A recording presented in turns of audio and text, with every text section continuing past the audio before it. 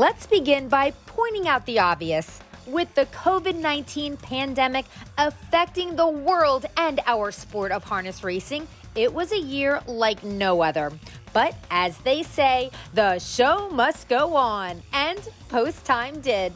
Since there was no live racing for 3 months, we really took advantage of our blasts from the past. People loved reliving some great races and track records, and remembering standout standardbreds from years gone by, both locally and nationally. And we were able to still give you an action-packed half hour each week. We even had a major epic blast from the past as we showed you the oldest harness racing footage in history. But even when there was live racing taking place, we all know that fans love those special segments when we turn back the hands of time. A super popular one was our update on a fan favorite trotter, Cavacola. And let's not forget, we revisited the time when Montrell Teague was a special guest with the legendary Regis Philbin on TV. Thankfully, the majority of the year did see us competing live on our Delmarva ovals, Harrington Raceway, Dover Downs, and Ocean Downs. And although COVID forced us to cancel a couple of our big races, we still got to see plenty of stakes action with our Delaware Standardbred Breeders' Fund events and the 25th edition of the Progress Pace. And we did a little traveling too, as we saw local driver Vic Kirby win a huge race at the Meadowlands in New Jersey, and Santa saved Christmas at Century Downs in Canada. And we recapped the Little Brown Jug from Ohio. Of course, our focus was on the local four-legged performers who go out there and thrill us with their talent and will to win week after week, including those older warriors like Lucan Hanover and All Shoes on Deck. And we celebrated the Harrington-trained pacing phenom Chartin as she brought the 2019 United States Harness Horse of the Year title back to the first state. Plus, we said happy 30th birthday to Standardbred Sergeant York, who now is one of the most famous horses in the United States Army. We all know the equines are the stars of our sport, but post time can't happen without our two-legged guests. Each week, I'm calling Delmarva horsemen and women and asking them to be a part of the show. And what can I say? You guys are the best. Everyone is so welcoming and informative. I'm the luckiest girl to be able to work with so many kind and accommodating individuals. But he'll eat everything. He really likes Fritos. I'm grateful to meet and talk with our next generation in the harness racing sport and showcase them on post time. Plus, we've got a lot of friends in high places. So many Delaware VIPs are also big supporters of the standardbred business and its economic impact on our great state. We also met a lot of people behind the scenes who are super important contributors to making our nightly racing cards a success. But our biggest star, who happens to come in a little package, is Layla. We found out this harness racing princess was spreading love on The Ellen Show and made quite the impression, but we're not surprised. I hate to pick favorites, but she is one of them. Educational features from harnessing a horse to facts about mares and foals were also on tap. But our top teacher of the year was, without a doubt, Dr. Baldt. We learned about everything from equine ulcers to horses' anatomy.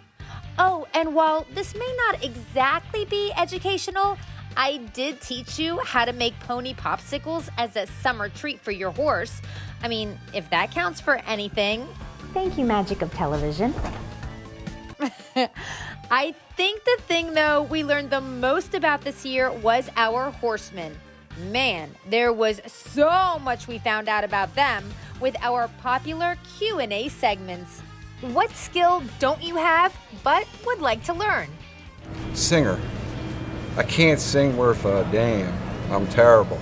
And I try to, but I just can't. And I think I would have to take a lot of lessons to do that. If you joined the circus, what would you perform? I'd be a clown. I don't take too many things seriously. You know, so it'd be fun to put some paint on my face, act silly, do funny things, and get away with it. What's the weirdest thing about you? I had a tough time coming up with this, but my stepdaughter, Erica Brittingham, pointed out to me that every day I come home for lunch, I take 2 Oreo cookies and split them in half with a glass of milk. That way I feel like I'm eating 4 Oreo cookies, but I'm really only eating 2. What's your favorite movie line or scene from a movie? And can you reenact it?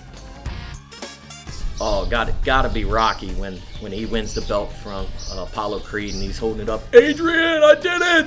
Yo, Adrian, I did it! That is priceless. I love that. I got to watch the marathon throughout this whole COVID-19 thing, so that was great. I love that. What's your pet peeve? One of my biggest pet peeves is putting empty things back in the refrigerator. It sounds a little bit quirky, but boy, does that bother me.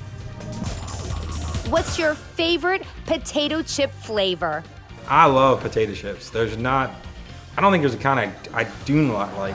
I get on kicks, you know, I'm a big Dorito guy. I'll get Cool Ranch every day for a couple days, and I'll go to regular Doritos, and then I like the Lay's, just a plain chip, and I don't think there's one I dislike, you know. I like them all. What's your favorite movie and why? My favorite movie of all time is The Wizard of Oz. And why, I have no idea, but I just absolutely love it. When it comes on around this month into Christmas and it's on like a doubleheader on TBS or something like that, I drive my wife crazy because I'm like, she goes, didn't you just watch it? I said, yeah, it's on again. So yeah, I love The Wizard of Oz. For whatever reason, I don't know, but I always have. You can choose one person to help you during a zombie apocalypse. Who is it and why? Who would that be? I'd say Heather Vitale. Because you know what? It'd be a blast. We'd have a good time getting away from zombies. She'd come up with some crafty ways to kill them. Yes, Sean, I'm your girl in a zombie attack. We got this. And well, yeah, it's definitely a crazy world when I have to do phone interviews just to social distance, when I have an entire half hour totally dedicated to the awesomeness of Horseman Vic Kirby, and when we record a PSA about COVID from Horse of the Year, Chartin. And wash your hooves and your hands. This was an interesting year, to say the least. And while our harness racing community always has my back, in 2020, they really stepped up to the plate to send me footage from cell phones or give me constant updates on racing or just to be there to spread some cheer. We wish you a Merry Christmas. We wish you a Merry Christmas. We wish you a Merry Christmas and a Happy New Year. Thank you to the Delaware Standardbred Owners Association, the Delmarva Horsemen and Women, the track management, our incredible, majestic equine athletes, and the racing fans for sticking with us and letting us entertain, educate, and excite you for yet another year. 2020 proved just how loving and strong our community is, and I can't wait to see what this new season has in store for us here on Post Time.